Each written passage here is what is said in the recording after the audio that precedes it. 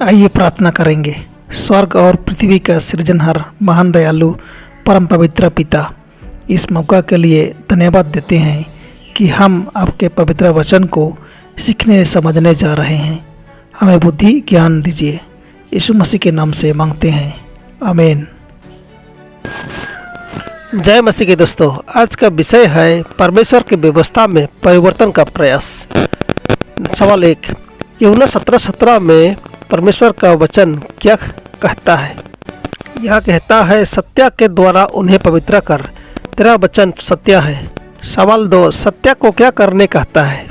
नीति वचन 23:23 यह कहता है, सच्चाई को मोल लेना, बेचना नहीं, और बुद्धि और शिक्षा और समझ को भी मोल लेना।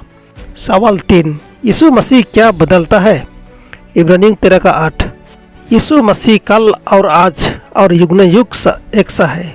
सवाल 4, परमेश्वर अपनी वाचा के बारे में क्या कहता है? वचन संहिता 89:34 यह कहता है, मैं अपनी वाचा अर्थात व्यवस्था नहीं तोड़ूंगा। आइए पढ़ते हैं। मैं अपनी वाचा ना तोड़ूंगा और जो मेरे मुंह से निकल चुका है उसे ना बदलूंगा। सवाल 5, परमेश्वर 10 आज्ञाएं क्या से लिखा? पढ़े निर्गमन 31:18 जब परमेश्वर मूसा से सीनै पर्वत पर ऐसी बातें कर चुका, तब परमेश्वर ने उसको अपनी उंगली से लिखी हुई साक्षी देने वाली पत्थर की दोनों तख्तियां दी। यहाँ हम पाते हैं कि परमेश्वर 10 आज्ञाएं अपनी उंगली से लिखा। सवाल 6, यीशु परमेश्वर के व्यवस्था को क्या करने आया था? मत्ती 5:17-18 यह न समझो कि मैं व्यवस्था या भविष्यवक्ताओं की शिक्षाओं को लोप करने आया हूँ। लोप करने नहीं, परंतु पूरा करने आया हूँ। क्योंकि मैं तुमसे सच कहता हूँ कि जब तक आकाश और पृथ्वी टल न जाए, तब तक व्यवस्था से एक मात्रा या बिंदु भी बिना पूरा हुए नहीं टलेगा। यीशु परमेश्वर का व्यवस्था को बदलने नहीं, बल्कि उससे पूरा करने आए थे। सवाल 7, अदन में परमेश्वर ने सबत को कैसे बनाया? पढ़ें उत्पत्ति 2:1-3 इस तरह आकाश और पृथ्वी और उनकी सारी सेना का बनाना समाप्त हो गया, और परमेश्वर ने अपना काम जिससे हुआ करता था 7वें दिन समाप्त किया, और उसने अपने किए हुए सारे काम से 7वें दिन विश्राम किया। और परमेश्वर ने 7वें दिन को आशीष दी और पवित्र ठहराया, क्योंकि उसमें उसने सृष्टि की रचना के अपने सारे काम से विश्राम लिया। सवाल 8, यीशु सबत को पालन किया या नहीं? पढ़े लुक्का 4:16 और वह नसरत आया, जहाँ उसका पालन पोषण हुआ था, और अपनी रीति के अनुसार सबत के दिन आराधनालय में जाकर पढ़ने के लिए खड़ा हुआ। यीशु सबत को पालन किया।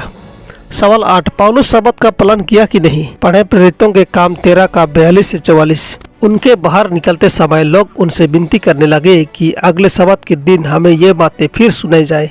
और जब आराधनालय उठ गई तो यहूदियों और यहूदी मत में आए हुए भक्तों में से बहुत से पौलुस और बरनबास के पीछे हो लिए, और उन्होंने उनसे बातें करके समझाया कि परमेश्वर के अनुग्रह में बने रहो। अगले सबत के दिन नगर के प्राय सब लोग परमेश्वर का वचन सुनने को इकट्ठे हो गए। यहाँ हम पाते हैं कि पौलुस भी सबत को पालन किया। सवाल 10, प्रारंभिक ईसाई धर्म में चर्च में धर्म त्याग के आने की क्या की गई थी?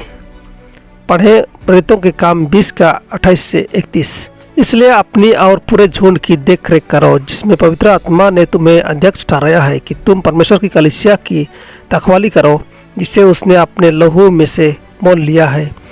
मैं जानता हूँ कि मेरे जाने के बाद फड़ने वाले भेड़िए तुम में आएंगे, जो झुंड को न छोड़ेंगे। तुम्हारे ही बीच में से भी ऐसे मनुष्य उठेंगे, जो चेलों को अपने पीछे खींच लेने को टेढ़ी मेढ़ी बातें कहेंगे। इसलिए जगते रहो और स्मरण करो कि मैंने 3 वर्ष तक रात दिन आंसू बहा कर हर एक को चेतावनी देना न छोड़ा। सवाल 11, सच्चाई को क्या कर दिया गया? बाइबल कहता है दानियेल 8:12 और लोगों के अपराध के कारण नित्य होमबलि के साथ सेना भी उसके हाथ में कर दी गई, और उस सिंह ने सच्चाई को मिट्टी में मिला दिया, और वह काम करते करते सफल हो गया। सत्य को जमीन पर फेंक दिया गया, बाइबल कहती है। सवाल 12, परमेश्वर के व्यवस्था को क्या करने का प्रयास किया गया? भविष्यवाणी यह होता है। पढ़े दानियेल 7:25 और वह परम प्रधान के विरुद्ध बातें कहेगा, और परम प्रधान के पवित्र लोगों को पीस डालेगा, और समयों और व्यवस्था के बदल देने की आशा करेगा, परंतु 3.5 काल तक वे सब उसके वास में कर दिए जाएंगे। यहाँ परमेश्वर के व्यवस्था को बदलने का प्रयास किया गया। सवाल 13, व्यवस्था पर क्या लगाने का आदेश दिया जाता है? यशायाह 8:16। चितौनी का पत्रा बंद कर दो, मेरे चेलों के बीच शिक्षा पर छाप लगा दो। यहाँ व्यवस्था पर मुहर लगाने को कहता है। सवाल 14, शब्बात में स्वर्ग की आधिकारिक राजकीय मुहर के क्या 3 तत्व सम्मिलित हैं? पढ़े निर्गमन 20:8 से 11। तो विश्राम दिन को पवित्र मानने के लिए स्मरण रखना। 6 दिन तो तू परिश्रम करके अपना सब काम काज करना, परंतु 7वां दिन तेरे परमेश्वर यहोवा के लिए विश्राम दिन है। उसमें ना तो तू किसी भांति के काम काज करना, और ना तेरा बेटा व न तेरी बेटी, ना तेरे दास, ना तेरी दासी, ना तेरे पशु, ना कोई परदेशी जो तेरे फटकों के भीतर हो, क्योंकि 6 दिन में यहोवा ने आकाश और पृथ्वी और समुद्र और जो कुछ उनमें है सबको बनाया, और 7वें दिन विश्राम किया। इस कारण यहोवा ने विश्राम दिन को आशीष दी और उसको पवित्र ठहराया। यहाँ पाते हैं शब्बात में स्वर्ग की आधिकारिक राजकीय मुहर के 3 तत्व सम्मिलित हैं। नंबर 1 परमेश्वर का नाम, नंबर 2 उसका पद, नंबर 3 उसका क्षेत्र। सवाल 15, परमेश्वर के लोगों को अंत से पहले किसकी मुहर प्राप्त होगी?